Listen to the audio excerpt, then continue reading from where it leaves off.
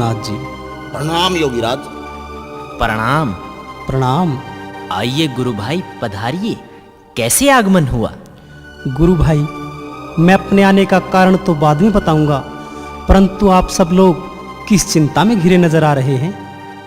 गुरु भाई, आप भी जानते हैं मेरे गुरुदेव यहाँ गड्ढे के नीचे दफन हैं। सिपाही कई बार गड्ढा खोद चुके हैं, पर गड्ढा भी दोबारा मिट्टी व लीद से पट जाता है। आपकी चिंता का कुछ समाधान मैं भी कर सकता हूँ। तो फिर देर किस बात की भाई? ओम नमः शिवाय। ओम नमः शिवाय। ओम नमः शिवाय। ओम फट।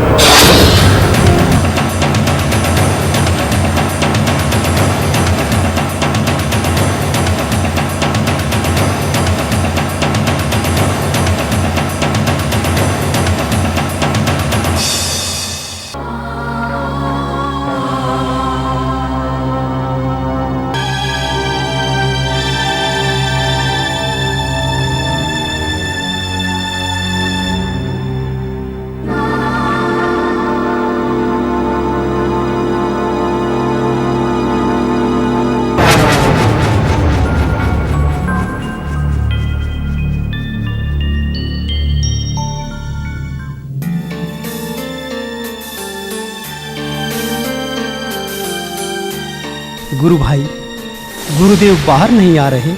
समाधि में लीन गुरुदेव को कैसे बाहर निकाला जाए? आपके वचन सत्य हैं। हमें गुरुदेव की समाधि टूटने तक इंतजार करना चाहिए। अगर हमने समाधि भंग करवाई तो गुरुदेव का गुस्सा हमें भस्म कर सकता है।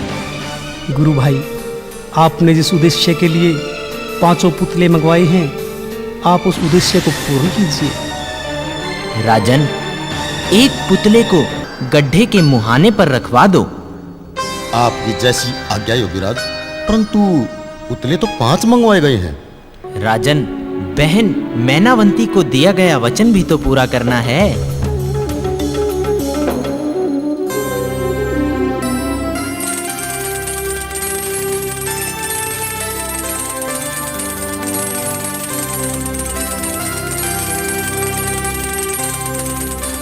योगीराज, आपकी आज्ञा अनुसार पुतला रखवा दिया गया है।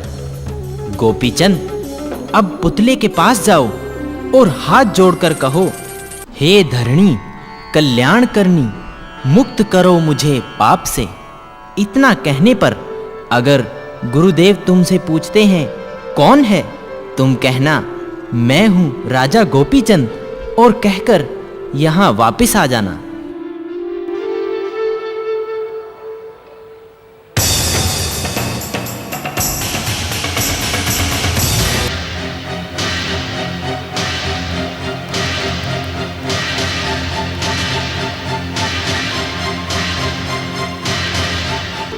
हे धरनी कल्याण करनी, मुक्त करो मुझे पाप से। कौन है? मैं हूं यहाँ का राजा गोपीचंद। जा भस्म हो जा।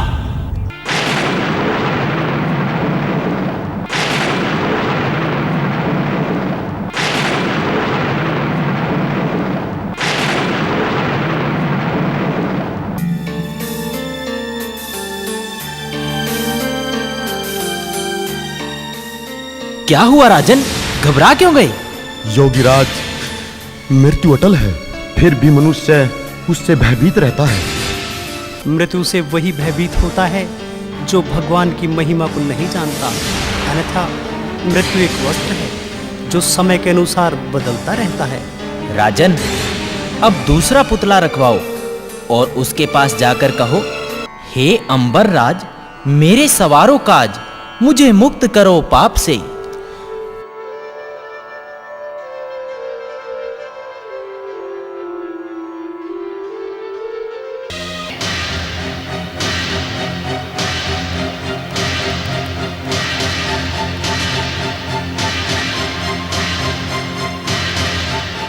हे अंबर राज, मेरे सवारों काज, मुझे मुक्त करो सब पाप से।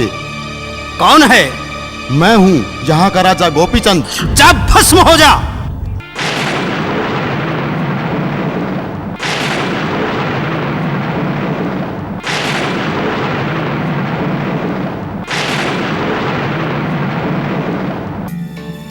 देखा राजन, तुमने अपनी माँ से कहा था कि गली गली भिक्षा मांगकर गुजारा करने वाला भला किसी को क्या दे सकता है।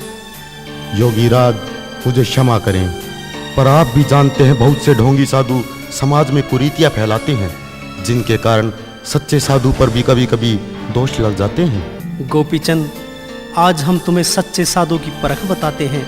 सच्चे साधु को भगवान के सिवा किसी भी वस्तु का लालच नहीं होता।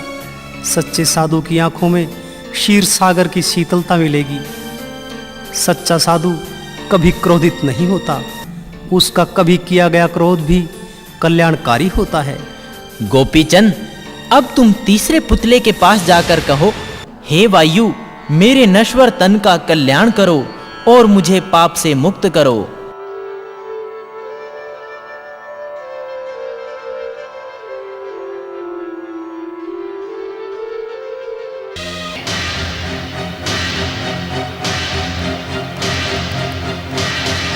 हे वायु, मेरे नश्वर तन का कल्याण करो और मुझे पाप मुक्त करो। कौन है? मैं हूं यहाँ का राजा गोपीचंद। जा भस्म हो जा।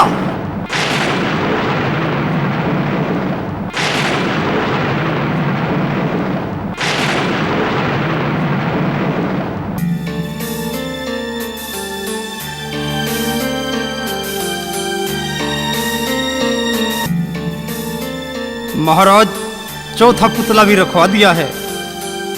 राजन, पुतले के पास जाओ और कहो, हे अग्नि, मेरे सभी पूर्वले पापों को जलाकर मुझे पाप मुक्त करो।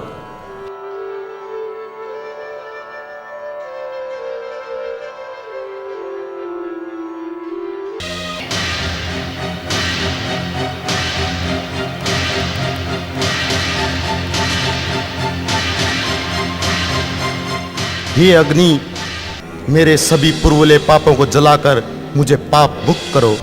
कौन है? मैं हूं यहाँ का राजा गोपीचंद। जा भस्म हो जा।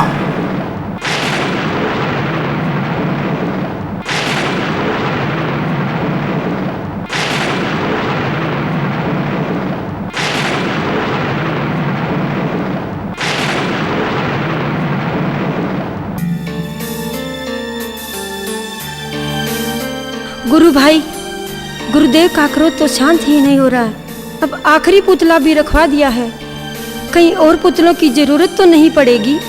आप निश्चिंत रहें बहन, सब ठीक होगा और आपकी इच्छा भी पूर्ण होगी। राजन, पुतले के पास जाओ और कहो, हे नीर नीर नीर, मेरा पावन करो शरीर, मुझे पापों से मुक्त करो।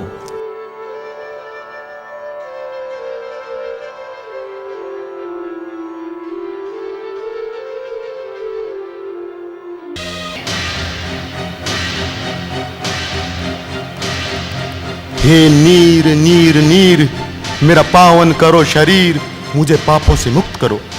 कौन है? मैं हूं यहाँ का राजा गोपीचंद। जा भस्म हो जा।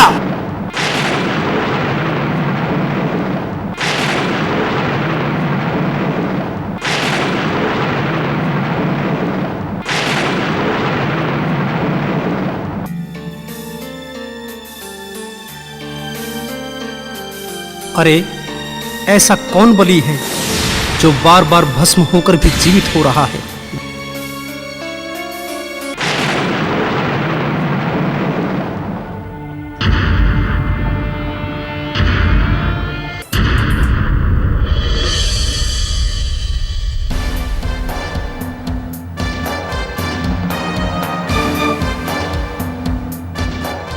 गुरुदेव प्रणाम। मैं समझ गया, तुम दोनों ही गोपीचंद को बचा रहे हो। गुरुदेव, गोपीचंद को क्षमा कर दें और इन्हें अमरता प्रदान करें। मैंने गोपीचंद की मां को वचन दिया है कि मैं गुरुदेव से तुम्हारे बेटे को अमर करवा दूंगा। गुरुदेव, अपने शिष्य के पुत्र को माफ कर दें और इसे दीक्षा देकर अपना शिष्य बनाएं। माई, गुरुदेव ने तुम्हारे बेटे को पहले ही अमर कर दिया है, और क्या चाहिए तुम्हें? तुम्हारे मन की गुत्थी को मैं सुलझाता हूँ। जो पांचों पुतले गुरुदेव ने भस्म किए हैं, वो तो 5 तत्व हैं जो शरीर का रूप धारण करते हैं। भूमि, अंबर, वायु, अग्नि, जल, वो 5 तत्व भस्म हो गए हैं। अब तुम्हारा बेटा अमर है, फिर भी तुम गुरुदेव के मुख से अमरता का वरदान चाहती हो, तो गुरुदेव तुम्हारी ये इच्छा भी जरूर पूर्ण करेंगे। जा, अमर हो जा गोपीचंद।